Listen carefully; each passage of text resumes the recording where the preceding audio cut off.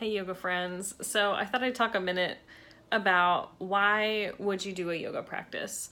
So over the last, I would say maybe 10 years or so, yoga has gone in a really fitnessy direction in terms of the marketing of things. If you get on Facebook or Instagram, all the ads that you see for athletic wear are usually people in these super contortionist postures, and it's all to sell you the fancy yoga clothes, right? And so I feel like people's perception of yoga practice is it is just like some other kind of fitness. It's a really fancy kind of fitness. And so, and I think doctors sometimes will suggest to their patients to try yoga, to do things like reduce back pain or stress. And then, you might go to a yoga class and it might have nothing to do with either of those things. Or maybe you don't go to a yoga class, but you see these pictures and it's like, well, what does these contortionist shapes have to do with low back pain that would hurt my back doing this crazy back bend thing? Or what does this have to do with helping me to relax? It doesn't seem like it's connected. It doesn't make sense. So why might you do a yoga practice? What is special about yoga that you don't get in other kinds of fitness?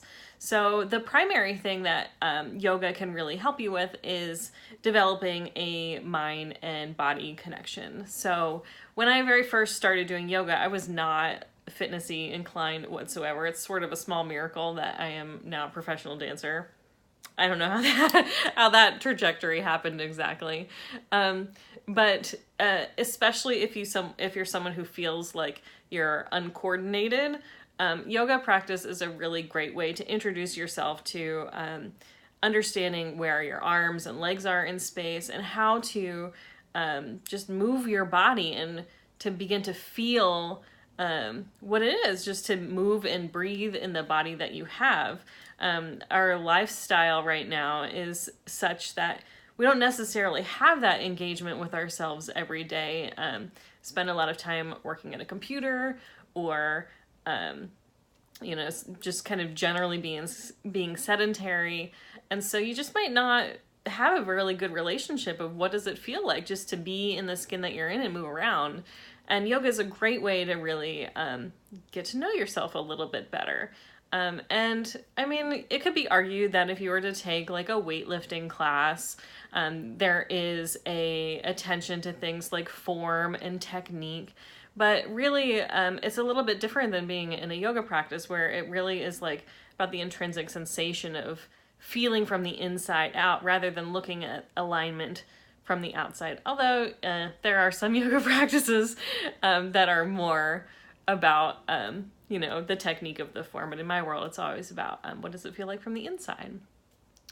And the other great thing about yoga that makes it different from other kinds of fitness practices is that it is both an art and a science. And so there is some techniques and approaches for having specific effects. So for example, there are specific ways that you can arrange your practice to help you to relax. And there are specific techniques for building strength or flexibility.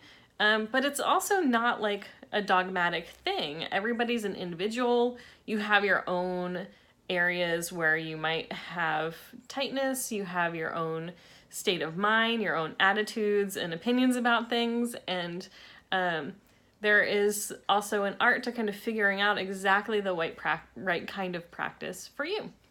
So that is a little bit unique to a yoga practice. And then that kind of leads to the next thing where once you get really good at this art and science of figuring out what is going to be the right kind of practice for you, there's immense freedom in that. And so you can show up into your yoga mat, you can show up into your seat in meditation, and there's an entire universe for you to experience within yourself and to once you practice that, developing a relationship with yourself, once you kind of get an idea of some basic postures and sequences that are helpful for you, then you can not think so hard about it, and you can start to really feel it from the inside.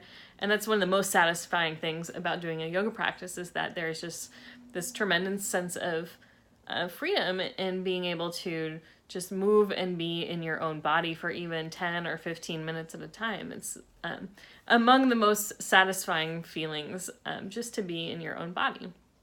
And then what else distinguishes yoga from other kinds of fitness things is that there's a whole system of philosophical teachings that goes along with it. And so all that you're doing with your body is just a part of a whole system of teachings that will lead you to a way to just feel more content, have better relationships with people, to feel more comfortable, to breathe more easily. And there's a whole world beyond just doing the fitness things that will just help you feel a little bit better day to day. And so this is one of the reasons why I think it's so helpful to work one-on-one with a yoga teacher, because you can start to identify exactly the right kinds of things for your own body. And that's something that you're not going to get necessarily in a group class, and especially in some of those more fitnessy oriented classes. So it's beyond the fancy postures, it's beyond the fancy pants, although I do like some fancy pants myself. There's a whole world of techniques and tools to help you feel more free and happy.